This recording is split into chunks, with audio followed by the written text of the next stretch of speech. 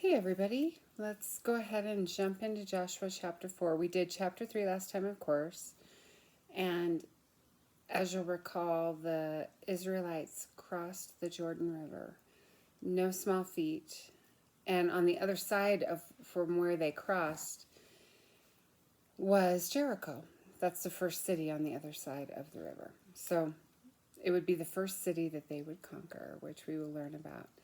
So, anyway, there were some pretty significant things about crossing Jericho, and of course, I dropped my notebook. What did I do with it? Hey, what did I do? Oh, there it is. Sorry. I wrote down a few things to share with you.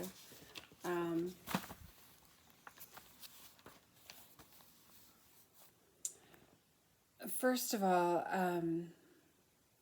this place where they crossed, I was listening to Skip Heitzig, and he was saying, he's a pastor of Calvary Chapel Church in Albuquerque. He was talking about how this place where they crossed, that section of the river, it was where John was baptizing, the area of the river where John the Baptist was baptizing, like at the beginning of the book of John. And Jesus would have been baptized in that area too. So pretty fascinating. You know, it's interesting. God is interesting.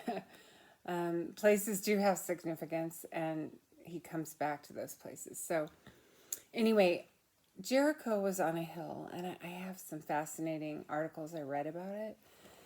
It was on a hill, and it had two walls. I didn't realize that until I looked into it. It had two walls, and there's some pretty fascinating photos of it. Well, not photos, modern day photos, where, what's left of it. And I think I went there, but I don't remember any details. Part of the time when I was in Israel, I was exhausted. I mean, because we were sightseeing early morning till night, But anyway, I'm sure I went there. I remember going there, but I don't remember being there that much. Maybe a little. It seems like nearby there was a old Roman gladiator theater, the ruins of that, but I don't quote me on it. It's been a while. But anyway, so there were two walls around Jericho, and it was up on a hill. So the first wall, like here's going up to Jericho on the hill, there's a wall that would come up here, and then there was a wall that, of course, would be higher here. And there was like a space in between them. And they know this because of excavations, archaeological excavations. So it wasn't a large city. I don't think more than a very few thousand people in it, as far as I know. And I don't remember how many acres they said the walls, when they dug up the walls, or the stones that fell from the walls.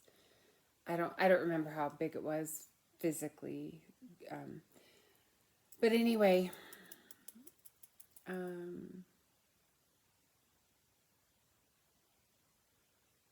I thought a lot about the crossing of that river. First of all, with the spies.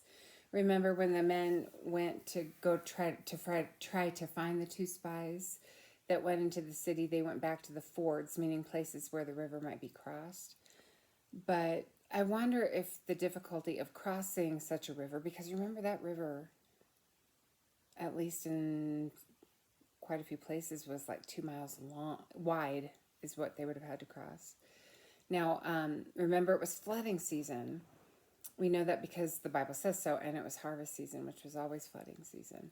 So by the time by the time the two spies got back to inform Joshua, it might have been flooding even more, because when the people went to go pass, of course it's flooding, and it doesn't sound like they had any fords to pass through, They had to wait until those waters were supernaturally stopped before they could pass. And remember, they couldn't get within about 1.5 miles of the Ark of the Covenant. So the priests stood in the Ark of the Covenant. Now, south of where the priests were standing, I don't know, the river would have kept flowing. but the water was backed up. So north of them, it was backed up 20 miles to the city of Adam. I've heard people call it Adam, but it's spelled Adam. And so they had a lot of miles that all those Israelites could go, could cross through. So even though there were about 2 million people, there were miles and miles of dry land that they could cross through. Because remember, when the river was dried up, it was dry. They could pass through and dry. And I can walk 2 miles in about a half an hour, and I'm sure they were rushing as fast as they could. But anyway, they had waited a long time to do this. 40 years when God first told them they should go conquer the land, and they didn't do it. So some of these people, they're ready. They've been wanting to do this. And the miracle was greater because the water was deeper than usual, flooding over. Now, the city itself, the city of Jericho, was 10 miles northwest of the Dead Sea. Remember, the Jordan River would flow into the Dead Sea. I guess it still does, but I've heard people say not a lot of the water gets there nowadays. People use the water for agriculture or for, I don't know what all they do. They dam it here and there. So it's not as significant as it was back in the day. All that area is below sea level. When you finally get to the Dead Sea, it's just at the right place below sea level where the sun actually has healing properties instead of damaging properties. So people go there both to soak in the salt water, for skin diseases or other problems. Salt draws out things out of the body. And I've floated in it before. It's pretty fascinating. And so if you want to go there to see if it would help your, promote healing in your body, you can do that. But anyway, but the Jericho or the Jordan River itself is below sea level too. And the walls, I think they were pretty significant. So in their own strength, this would not have been an easy city to conquer. Of course, God is with them. That's what the whole Ark of the Covenant is showing. It's showing that God is with them. Now, I did tell you one thing a couple lessons ago that I thought about, and I thought, that can't be accurate, because remember, Reuben, Gad, and Manasseh, they were going to settle on the other side of the river, the east side of the river, but they were going across too, just to fight and to help defeat Jericho and get their brethren across the land. Then they would go back to their women and children. Well, I think I said something like, they left their women and children on the other side of the river. The tribes of Reuben, Gad, and Manasseh did, because they were going to go back there and live after they helped the other tribes defeat Jericho, and enter the promised land. But I said they must have left their elderly there too. But then I realized there really weren't any elderly, because people died off. Only the young remained when they finally went through. So, these people were not very old. I think Joshua and Caleb were the only people still living. They were some of the original 12 spies, and they were the only ones still living that were allowed to enter the promised land. Everybody else their age had died. So they've got to be the oldest people around. I don't know if their wives were similar in age to them or younger or whatever, or if they even had wives. But anyway, there really weren't elderly from my interpretation. So, is there anything else I was going to tell you?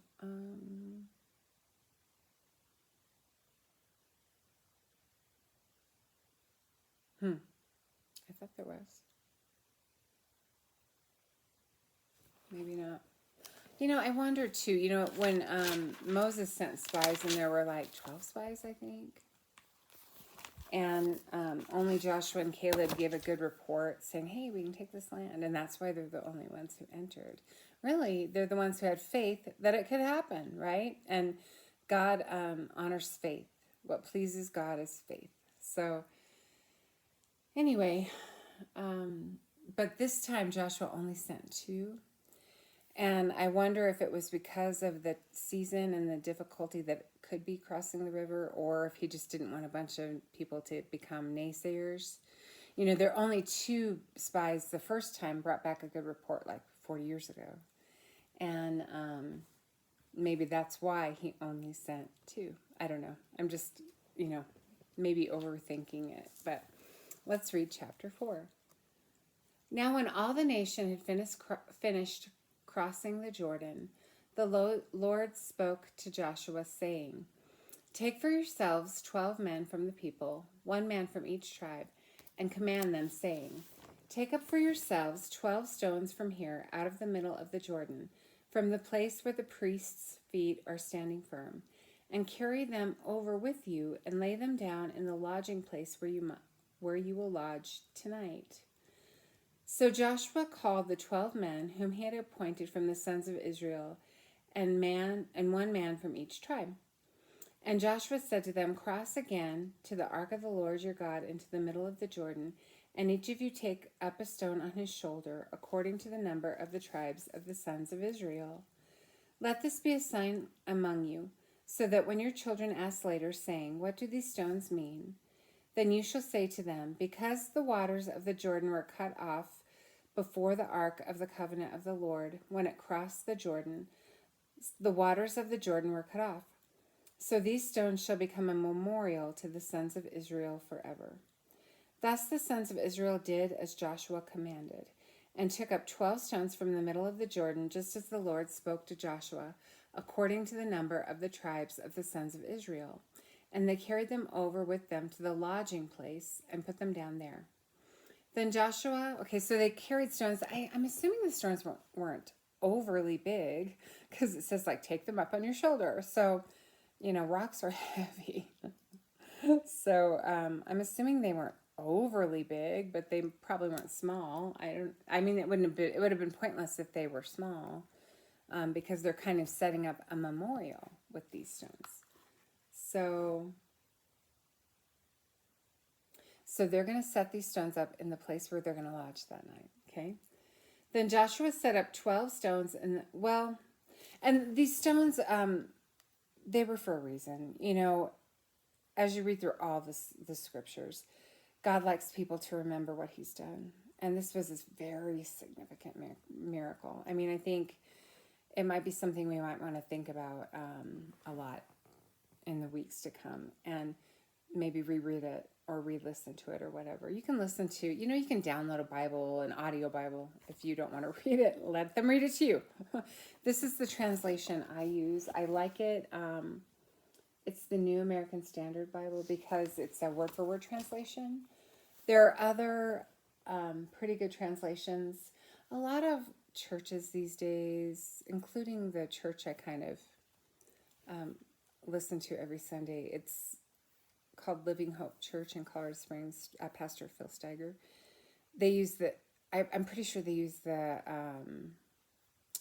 English Standard Version, which is similar to this. It's translated in a similar manner, and I have one of those, and I've read it a lot. And I believe, like the Lutheran Church Missouri Synod that I worked for a long time, they use the English Standard Version, denomination-wide. So it's a good one. But anyway, if you still read out of the NIV, the NIV is not as popular as it used to be, New International Version. I studied it for years, but it's a combination of word by word and thought by thought. So I do prefer this.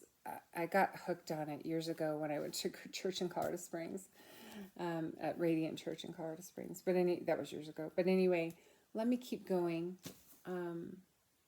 So they're going to set up these stones for a memorial, so that the children will look at it and they'll ask, "What are these for?" And they'll be able to tell them the story.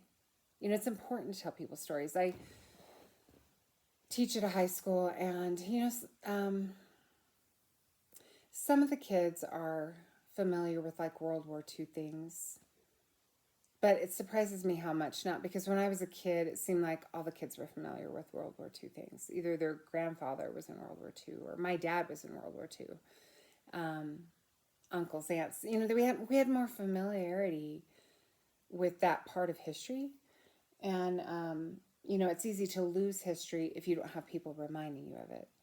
And the Lord really likes people to remember things. That's why he instituted the Passover, to remember when people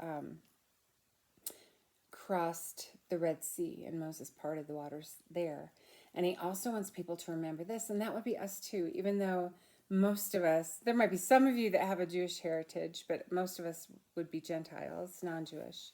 We still need to remember it because we are Gentiles of the heart. We are Jewish by adoption. We're grafted into that vine, so of God's people. But let me go ahead and just read where are we at. So that's the instructions about the 12 stones. Then Joshua set up 12 stones in the middle of the Jordan at the place where the feet of the priests who carried the Ark of the Covenant were standing, and they are there to this day. So Joshua also set up 12 stones in the middle of the Jordan, like near where the priests were. And they were there until the day this was written anyway, until the day this was written anyway. So those are 12 additional stones that were put up. And it seems like Joshua did that on his own. If the Lord commanded him to do that, we're not aware of it. For the priests who carried the ark were standing in the middle of the Jordan until everything was completed that the Lord had commanded Joshua to speak to the people, according to all that Moses had commanded Joshua. And the people hurried and crossed. And when all the people had finished crossing, the ark of the Lord and the priests crossed before the people. So,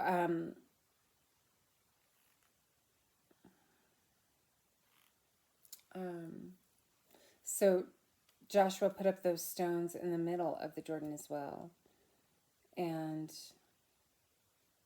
Skip Heitzig brought up, how no one would be able to see them except the Lord. But maybe that was the point, he said. So, anyway, that was an additional 12 stones. There was something else I wanted to say, though. I don't know what it was. Oh, I wondered, like I told you, I can go 2 miles in about a half an hour. And there was a lot of miles where these 2 million people could have crossed, truly, because that water was way backed up. So there was a lot of dry ground where those people could go. And I'm sure they rushed past there. I would have. But anyway, so I don't know how long it took them. But these priests are carrying the Ark of the Covenant by poles. And I wonder if they could, be relieved by other priests if they got tired. I'm not sure. But anyway, that occurred to me. I was kind of pondering that. Let's go to verse 12. The sons of Reuben and the sons of Gad and the half-tribe of Manasseh crossed over in battle array before the sons of Israel, just as Moses had spoken to them. About 40,000 equipped for war crossed for battle before the Lord to the desert plains of Jericho. On that day the Lord exalted Joshua in the sight of all Israel, so that they revered him just as they had revered Moses all the days of his life. So Joshua was looked up to as the noble leader, and they followed him. Now the Lord said to Joshua, command the priests who carry the ark of the testimony that they come up from the Jordan. So Joshua commanded the priests, saying, come up from the Jordan. It came about when the priests who carried the ark of the covenant of the Lord had come up from the middle of the Jordan, and the soles of the priests' feet were lifted up to the dry ground, that the waters of the Jordan returned to their place and went over all its banks as before, still flooding. So they needed to get a ways away from there, right? Now the people came up from the Jordan on the 10th of the first month and camped at Gilgal on the eastern edge of Jericho. Gilgal is not too far away from there. It's a place not too far away from there. Those 12 stones which they had taken from the Jordan, Joshua set up at Gilgal. So this place called Gilgal, that's where they set the stones up. He said to the sons of Israel, when your children ask their fathers in time to come, saying, what are these stones? Then you shall inform your children, saying, Israel crossed the Jordan on dry ground. For the Lord your God dried up the waters of the Jordan before you until you had crossed, just as the Lord your God had done to the Red Sea, which he dried up before until we had crossed, that all the peoples of the earth may know that the hand of the Lord is mighty, so that you may fear the Lord your God forever. So those stones being set up almost like a memorial, it's a conversation starter. And God is setting up these fathers to tell their children about it. He wants future generations to know all about these things. And when you discuss this crossing of the Jordan River, it's going to automatically go back to the crossing of the Red Sea when they escaped from Egypt. And it will also point forward to the crossing from sinner to saint, I guess, when people come to faith in Jesus. And, I don't know if you've seen it, but I should have Googled a picture for you. Or drawn one, but like you draw the place. Here's one side of a bridge, or one side, and here's another side, and there's a deep gaping hole, and this side is center, and this side is the other side, and the only thing that can, I'm not explaining it very well, but the only thing that can bridge these two sides, where you can get from one side to the other, to the place where God is. Here's the place where God isn't, and here's the place where God is the cross of Jesus Christ. The cross bridges the gap, and it's through faith in Jesus Christ that you get to God. And so it's a picture of that. But let's see. Anyway, like I said, I read some fascinating articles, and I want to just pull them up for a minute on my phone, because there were a few points I wanted to mention to you. I took some photographs of these articles. Let's see. See if I can find it.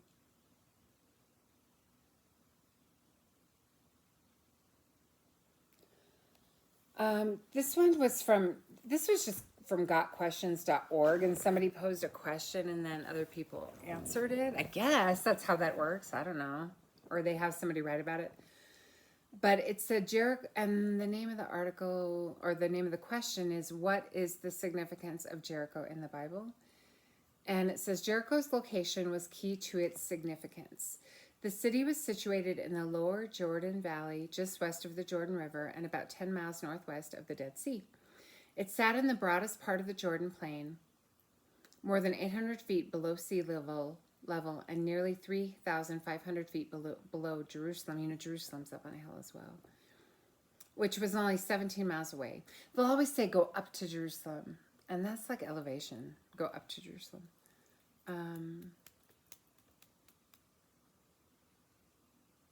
This geographical detail explains why Jesus said in his parable that the Samaritan went down. When he was telling the parable about the Good Samaritan, maybe, he said that the Good Samaritan went down from Jerusalem to Jericho, because they know their terrain. They knew their geography. And Jerusalem is higher in elevation. So when Jesus said he went down from Jerusalem to Jericho, he was talking about elevation.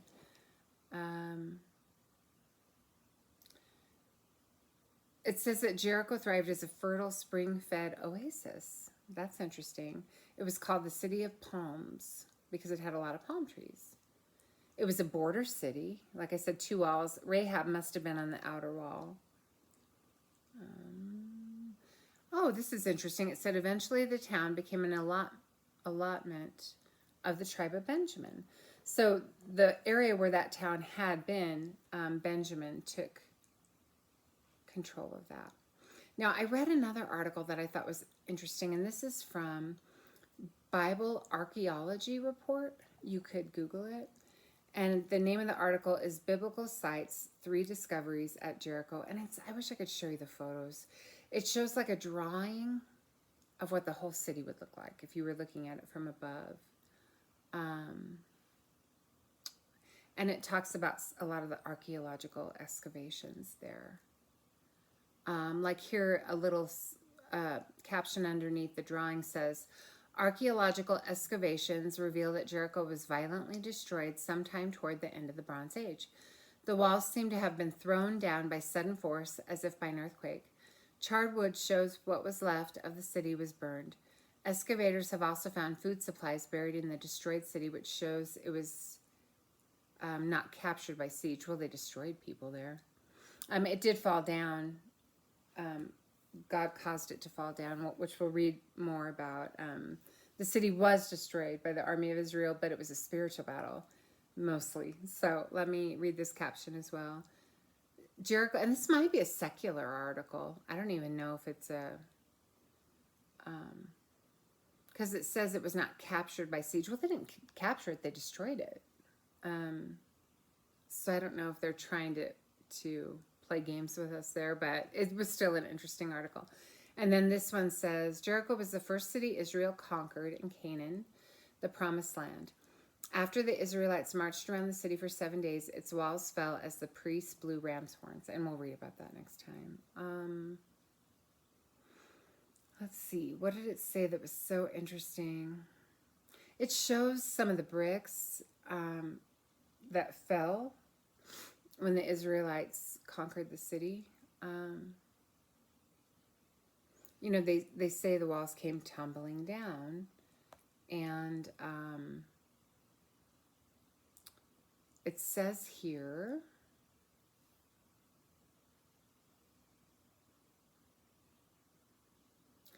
a literal understanding would be that the wall fell below itself. Remember, there were two walls. Oh, I wish you could see this photo.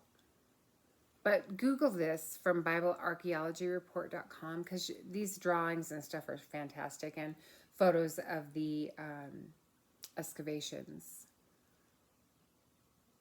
Excavations at Jericho have revealed that this is precisely what happened, that the wall fell below itself. Canaanite Jericho was an imposing city with not one wall, but two, an inner wall and an outer wall.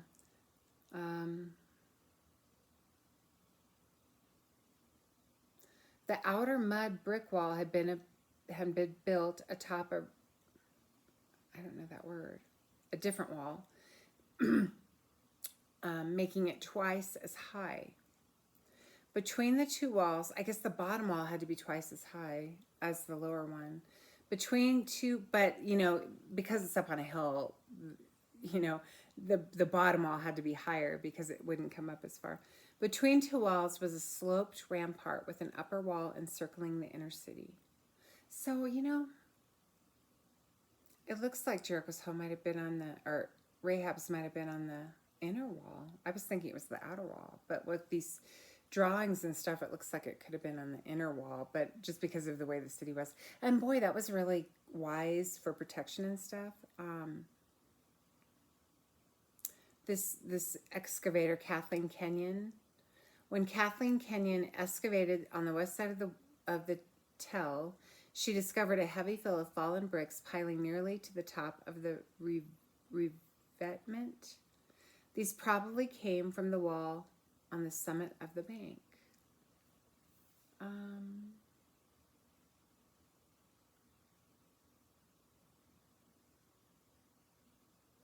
Now, it sounds like, let me just read this little part to you. When they had taken the city, Joshua says to the men who had spied on Jericho, "Go into the prostitute's house and bring her out, and all who belong to her in accordance with your oath to her." This implies that the portion of the wall in which Rahab's house was located did not fall with the rest of the walls. Like it might have been the only part standing. Now, some Germans did excavations at Jericho as well.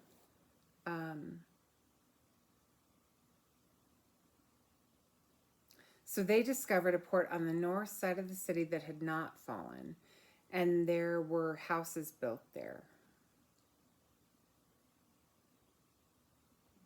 I'm trying to see this here.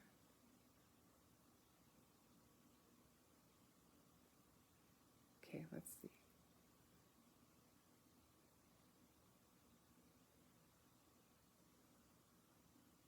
It's okay. Now they're saying the houses that they believed when they excavated it looked like there were houses on the outer city wall. So here I'm debating with you whether it was on the outer city wall or the inner city wall.